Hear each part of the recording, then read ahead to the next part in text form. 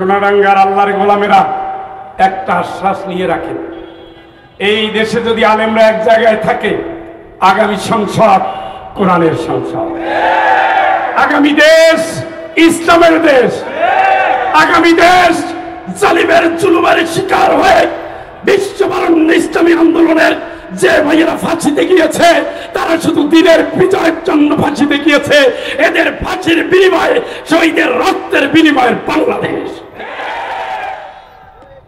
من يهده الله فلا مضل له ومن يضلل فلا هادي له ونشهد أن لا إله إلا الله وحده لا شريك له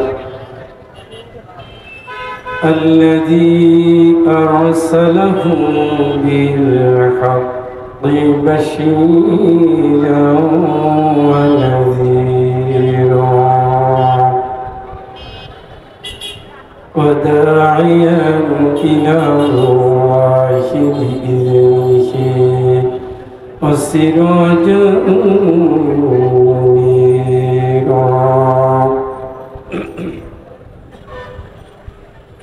أما بعد فقد قال الله تعالى في كلامه المجيد وفرقانه الحميد شغل أعوذ بالله من الشيطان الرجيم بسم الله الرحمن الرحيم يا أيها النبي إنا أرسلناك شاهدا ومبشرا ونذيرا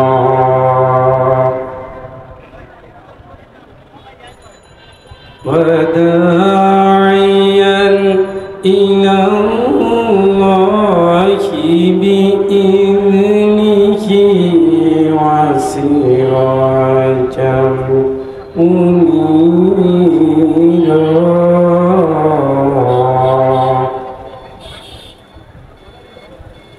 وبشر المؤمنين بأن لهم من الله فضلا كبيرا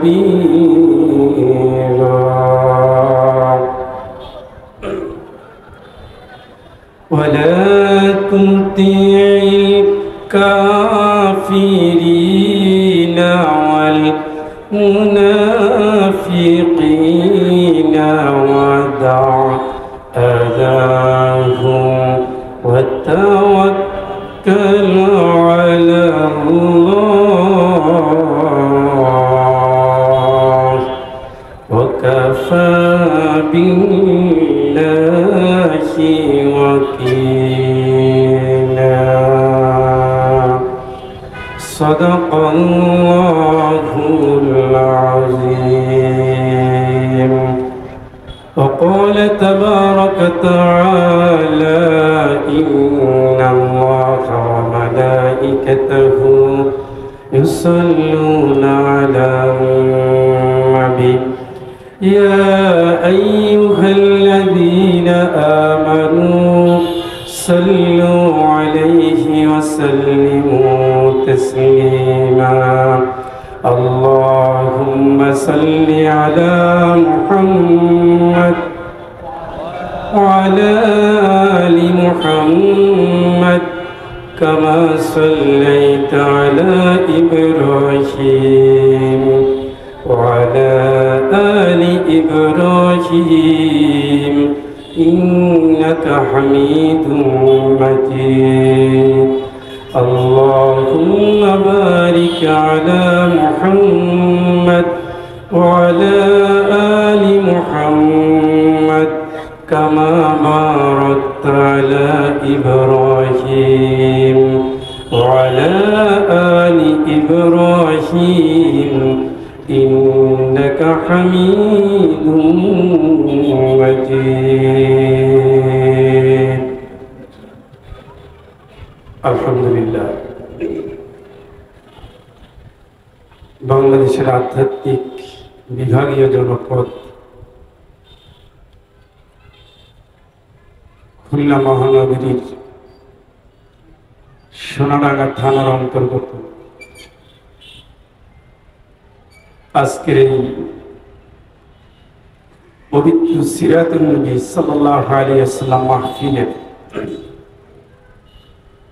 মুহতারাম মুকাররম সভাপতি,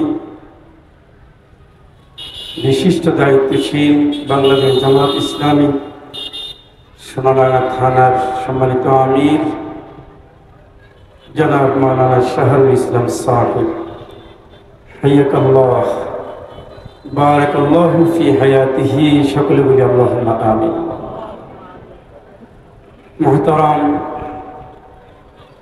মহানগরীর আমির জামাত অধ্যাপক মাহফুজুর রহমান, বর্ষিয়ান রাজনীতিক, সমাজসেবক এবং সমাজ সংস্কার গণমানুষের নেতা, আল্লাহ পাক তার বান্দা দিনের দায়িত্ব নিয়ে যেভাবে ছুটে বেড়াচ্ছেন, আল্লাহ তার গতিকে জীবনের শেষ বিন্দু রক্ত থাকা পর্যন্ত যেন সচল রাখেন, সকলে বলি আমিন। আমার ভাই, প্রিয় আলোচক,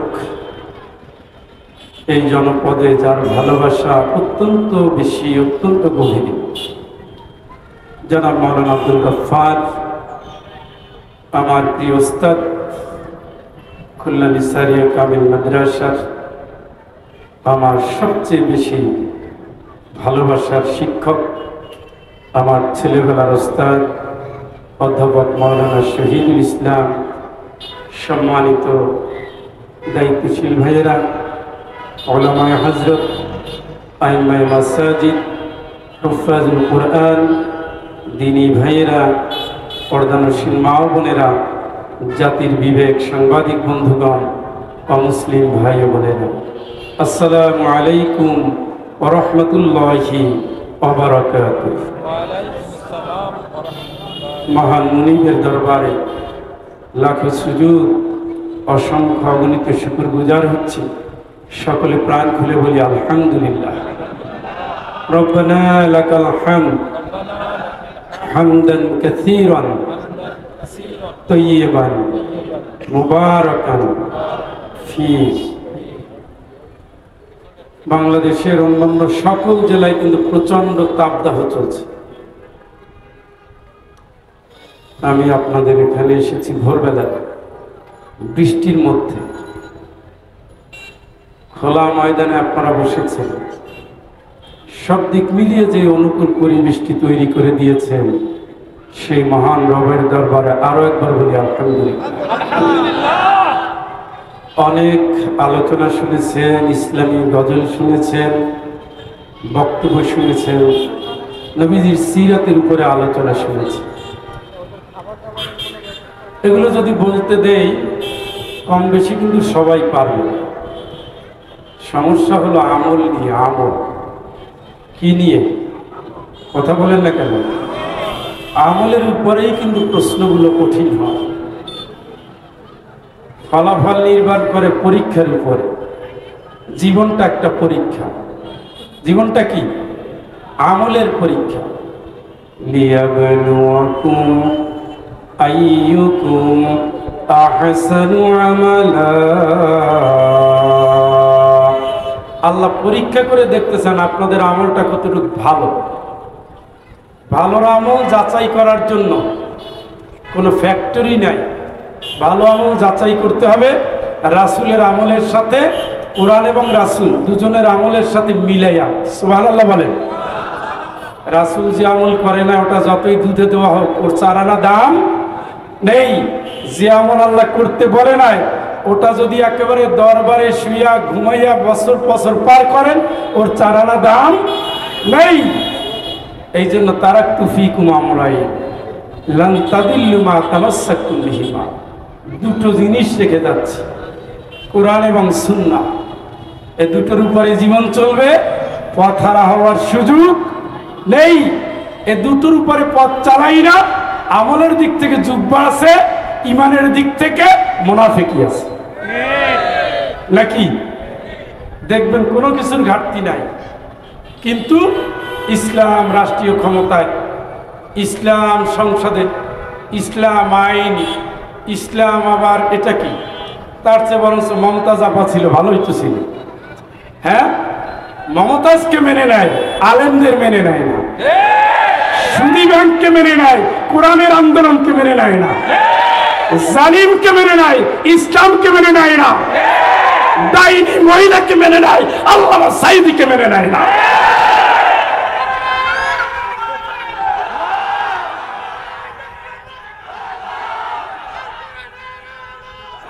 এই জন্য ভাইরা জীবনের সকল দিক থেকে মুনাফিকি খাসলতটা বাদ দিতে হবে। ও আমল যত সুন্দর হোক, জান্নাতে যাওয়ার পথে সর্বপ্রথম বাধা হলো মুনাফিক। মুনাফিক হয় মুসলমানেরা, দাড়ি থাকে, টুপি থাকে, ক্ষেত্র বিশেষে পাগড়ি থাকে, দিনের জন্য তরবারিও থাকে, প্রয়োজনে যুদ্ধেও নামে, মনের ভিতরে এইটা থাকে আল্লাহ ইসলাম যেন বিজয়ী না হয়। এই সংখ্যা বাংলাদেশে বেশি না কম? বেশির চেয়েও বেশি। পৃথিবীতে এত মসলক, এত দল, এত তরিকা আর কোথাও নাই। আলেমদের ভিতরে কোনো ঘরানা আছে 16 ভাগ, কোনো আছে 12 ভাগ, কোনো আছে 14 ভাগ। সবাই মিলা এই যে পোস্টারে যাদের নাম, এদেরকে চাপাচাপি করিয়া টানতে টানতে তারপরে 15টা বছরও টাইমে ক্ষান্ত হয় নাই, এখনো চেষ্টা করছে।